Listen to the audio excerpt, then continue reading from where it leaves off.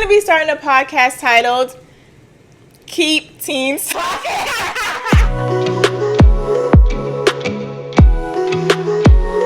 Hello, beautiful people. Welcome back to Keep Teens Talking. I am Natasha, and I'm here with my broke best friend, Kayla.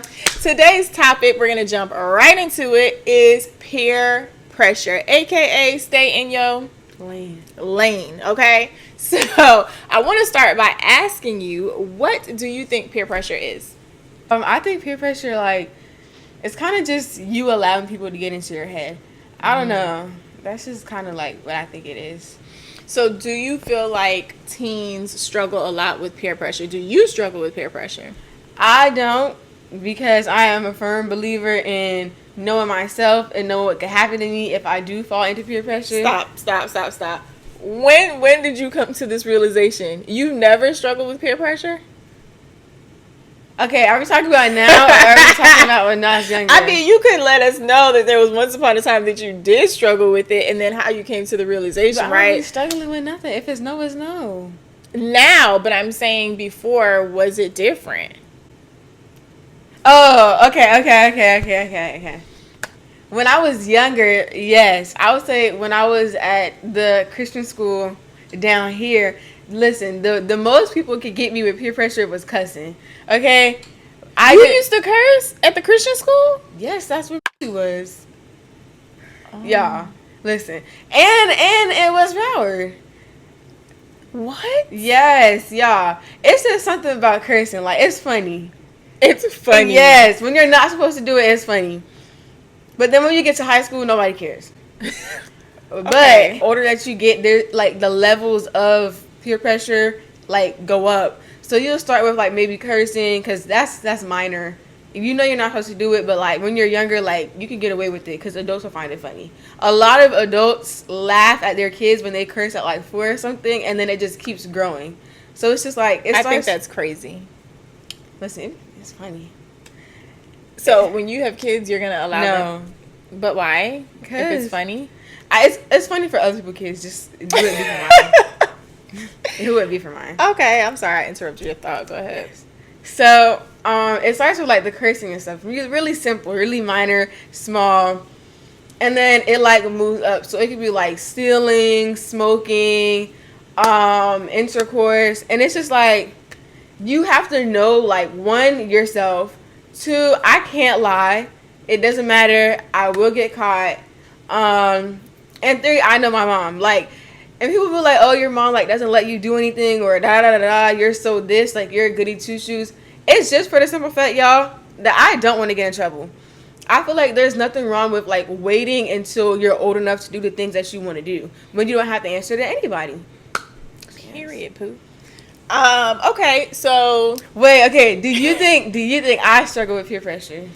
That's a good question. Yeah. I think when you were younger, you definitely did, because I used to get calls all the time, conferences all the time. Lying about cats and stuff.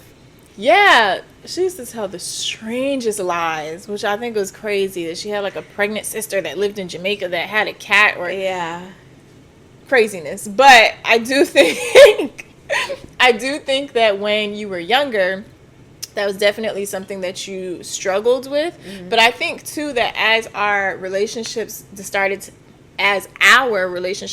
to develop and become a friendship, so to speak, that you kind of started to understand who you are in this world.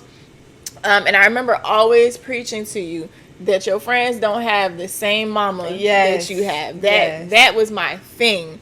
A lot of times Kayla would give into the peer pressure and try to do things that her friends would do, and then she would be really upset because their moms didn't punish her, and I use that term loosely, but punish her to the extent that I would have, right? Kayla has lost Christmas, birthdays. Yeah, we've packed up all her toys and brought them to Salvation Army. She has really had It's been a struggle. And that's why I don't play the games that I play.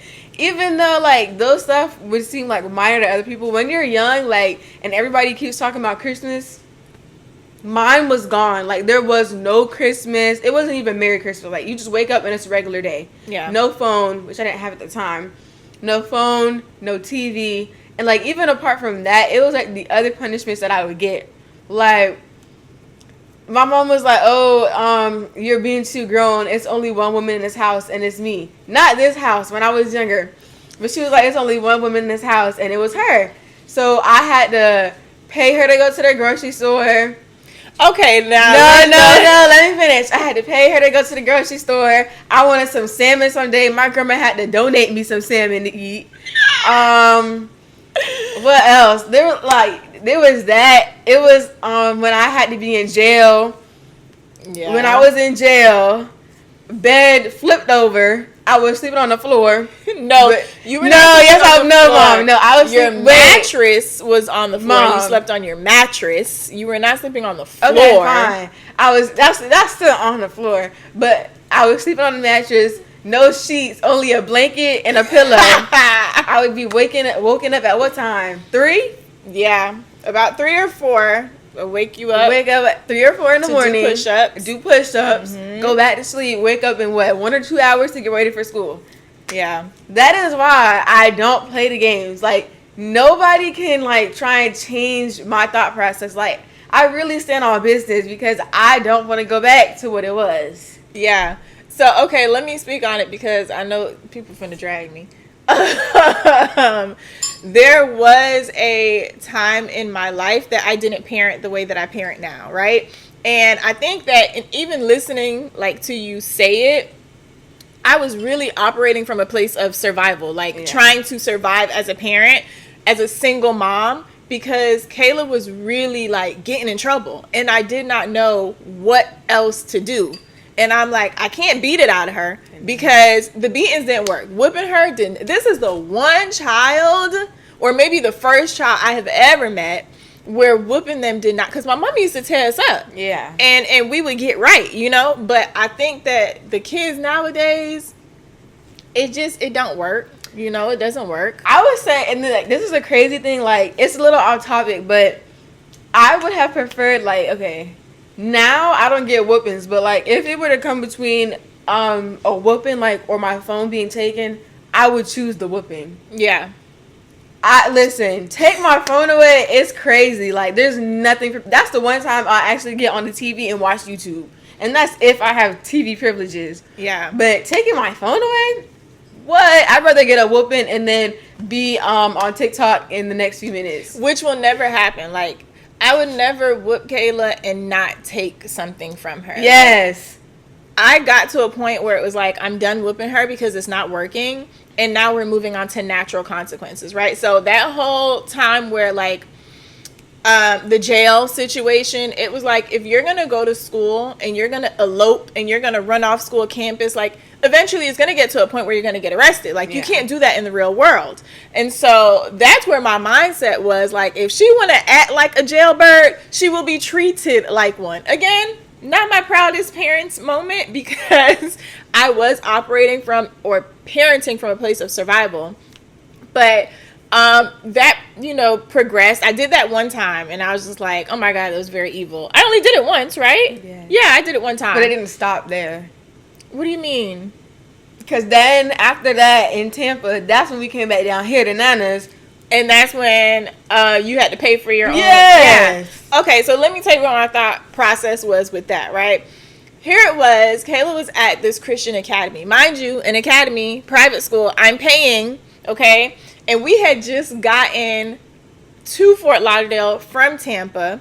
And in Tampa, I just want to throw out, Kayla had gotten suspended in school. So I'm like, okay, we're not about to repeat this cycle. So her teachers, like, were calling me. I kept going in for conferences, and it was really just about, like, this little girl, like, this little clique that they had. And I'm like, I don't understand what's going on here, but Kayla would not budge. So I was like, all right, bet. She wants to be an adult. She will be treated like an adult. And so she had to pay for her own groceries. And if she wanted me to take her somewhere, she would have to give me gas money, right? But what did that teach you? Nothing? That life ain't cheap. Definitely not cheap. But that your butt needed to be listening because you couldn't afford to be out here being a whole adult. I had like $5. There was not much to be done with that. And I do not believe in giving children an allowance for cleaning the house. Like, we both live here, and you want to live in a clean home just like I want to live in a clean home. So Clean. I'm not paying you for that. Sorry. Not sorry. But yes, I can own that I did parent and operate from that place. And I'm sure it has traumatized you in one way or another. And when you get older, you're going to talk to your therapist about it. But I am sorry. Mm-hmm. I've gotten better, you know. Yes. Now, and not that Kayla really does anything now. Because I don't. Like, get in trouble. But I moved on to just taking her phone. Because to teens, that's like their whole world right now. But when I take her phone, it's not like a week. Or 2 Yes. weeks. It's like a good 2 months. Yeah. I'm definitely finna hold on to that. And not like, for me, a lot of what our children put in is what's going to come out. Mm-hmm. And so when you take, and I see a huge difference when I've taken your phone for 2 months. She's like a completely different person, you know, like she wants to be around. She wants to talk. She wants to hang out.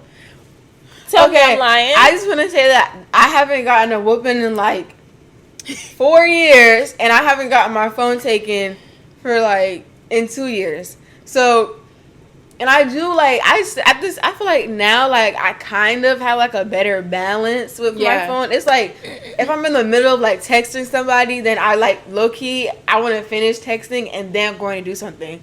But like, I feel like I'm not so like stuck on my phone. Cause I used to come home from school. As soon as I came home, I was on the phone. I would do homework, I was on the phone. I would take a shower, I was on the phone. Yeah. So, like, yeah. And Kayla was not like a phone baby. You know, she didn't watch TV until she was 3 years old. And she didn't get her first phone until she was 10. You were 10. Oh. Wait, no. 10 was when we moved here. You gave me the phone when we moved? Okay, so I was 10. So at 10 years old was her first phone. And at 3 years old was her first time ever watching television. Yeah. So she has not been like a what do they call it? An iPad kid? Yeah. And she didn't get her first iPad till she was what, 13? Yeah. Yeah. I'm not big on like just throwing things in front of children and just letting them figure it out. Like, no. I try my best to be as involved as possible, which I think the older they get, it's a little bit harder because they have to want you to be involved. Like, I can't just force my way in, you know? And I think that's something that parents may struggle with a lot because it's like, well, tell me what's going on. And I really, Kayla be talking to me sometimes. And she don't be listening. Who's that? Kayla, you do have a lot of friends, like names that I have to keep up with. In addition to the 20 kids I have in my classroom, it's hard for me to really remember everybody, especially if they're not going to be around for a long time. I ain't got it, love. I don't have it. Oh. Mm-hmm. Okay. But I do want to ask, so you talked about peer pressure and it like advancing to different levels as you guys get older. Right now there's a big, is it called an epidemic of like kids vaping and smoking? Like, what is that like? What is it like to be in an environment like that and still be able to stand 10 toes down on, I'm not doing that? I personally, I like my lungs. I like, being in control of my mind. And I feel like in the, maybe the second to last episode that we talked about, I said that, not second to last, maybe the second episode we talked about, or first, I said that I do care about how people view me. Mm-hmm. So I feel like when you're like under the influence, it can show like in your eyes or like in like the way that you act. I don't want anybody thinking that of me. I just can't handle it. I don't want it. I don't like it. But also like, again, this one, I'm not getting in trouble. But I also don't feel the need to like do all of those things. From what I can see and what I've seen on social media and stuff, a lot of the people who do things like that are like kind of struggling. So like that's their escape. Like struggling at home or just like It could in be at life home in general. and pretty much in life in general. Because Yeah. sometimes the struggles aren't even like done by other people. Yeah. It's just like from you. Like Internally. yeah. Sometimes you have to fight your own battles, and that's how some people choose to do it. Again, I fight my battles by crying. I wrap it up. She used to say I had tears to waste. After I fight my battle, I cry, listen to my music. I'm back at it. Like, there's no reason necessarily for me to feel like I'm that down that I have to turn to something else. But, like, it's crazy. Like, I remember in middle school, like the middle school that I went to, I didn't necessarily see anybody smoking at the school. Mm-hmm. And then in high school, like, it kind of takes a turn where you walk and you see this and maybe you see that. Even, like, just being out on the streets and stuff, like, well, I'm not in the streets, but, like, the regular roads and stuff, it's like, you notice things, and it's like, oh. So when I first, like, didn't necessarily, I wasn't around that stuff, it was, like, a shock to me. I was like, oh, my goodness, really? Yeah. And then, see, and that was because I was in, like, a little house. I was locked up, so I wasn't, like, aware to stuff like that. But got to high school and it was different. Yeah. Fire alarms going off, people smoking in the bathrooms. It was crazy. But now it's just like, whatever. Like, you do you and I'm going to do me. And I don't necessarily feel like I can't be friends with somebody because of, like, the choices that they make. Yeah. So, yeah. Do you find that, okay, so let me ask this. Do you have friends that abuse drugs? No. Kayla looking like I'm not telling you. I don't have any. Okay, girl, moving right along.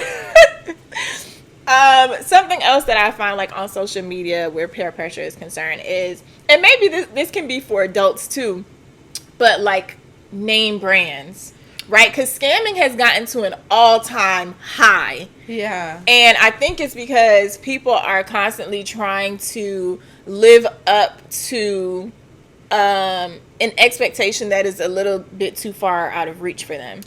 Listen, let me just tell you something, okay? It is very hard. Like, I try not to live beyond my means. Yeah. But it's like, I want some Skims, even though Skims not that, like, expensive anymore, but Skims, Lululemon, Kirk, listen. I don't even know these people. Like, it's crazy. Like, I really just want to be, like, up at the top. Yeah. But I definitely do think that, like, we live, like, beyond our means. We as in me and you? Like, as a society. Sometimes, okay. Now, you know, okay. Yeah. Well, I live beyond my means sometimes, and it be biting me later. But I just feel like, and it could be different for, like, different age groups, because living beyond, like, my means as, like, a teenager can definitely be different from, like, yeah, what adults have to go through. Living beyond, like, my means as a teenager is definitely, like, name brand stuff. Yeah. Listen, I shop on Shein. I love some Shein. I just feel like you could do a lot of stuff. Like, you know, you get your cheap clothes from Shein and then you bust down with some good shoes. Right. That's how you like, you know, do the whole thing. But then, like, I see other people, like, they start to do, like, Balenciaga and this and that. And it's like, dang. I low-key want some of that. Yeah. But then you just have to, like, get back to the space of, like, can you afford it, one, by yourself, but also is that something that you really want to ask your parents for? Yeah. I don't find Balenciaga pretty. It was just an example. Like, some of these, like, high brands, like, the stuff is low-key ugly, but because it's, like, such... It has a name on it. Yeah, because it has a name on it, or, like, it's of high class and status, you feel like, oh, I need that. Like, those Rick Owens boots... You don't like that? It was literally giving Mickey Mouse. No. Okay, you're entitled to your opinion. No. Now, the one thing that I definitely thought was like too expensive at the time and was ugly were like the Yeezy foam runners. But low key, they're kind of they're kind of cute. But yeah. I felt the same way in the beginning. I was like, I understand the hype, but the more and more you see it, it kind of grows on you.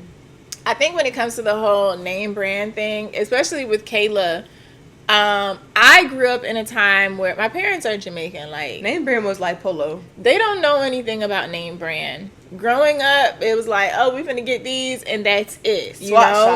Swap shop was every Sunday after church. Okay, that roasted corn went hard. Okay. But that's where we would be, and we were content. I also want to throw out there that I grew up in plantation. So I did not go to school with a lot of children that focused solely on brands. Yeah. You know, I think now it's a little different because you guys have social media and you guys are aware of celebrities. I didn't know who celebrities were. Let me tell y'all something. I did not have cable growing up. Okay, we had one television and it was in the living room. I did eventually get like this little TV in my room. The SpongeBob one? No, that was before I got the SpongeBob. I got the SpongeBob TV when I was in middle school. But I had this little TV in my room. It had no cable, okay? UPN 33 was pretty much all I could watch, which you know nothing about. But, so I was not exposed to a lot of things, which as a parent also made it very difficult. I don't believe in spending $200, $300 on shoes and clothes, and like, that's crazy to me. However, I won't sit up here and lie and say that once I got to high school and saw all the girls like dressing up nicely, I wasn't like, oh, well, I want to do that too.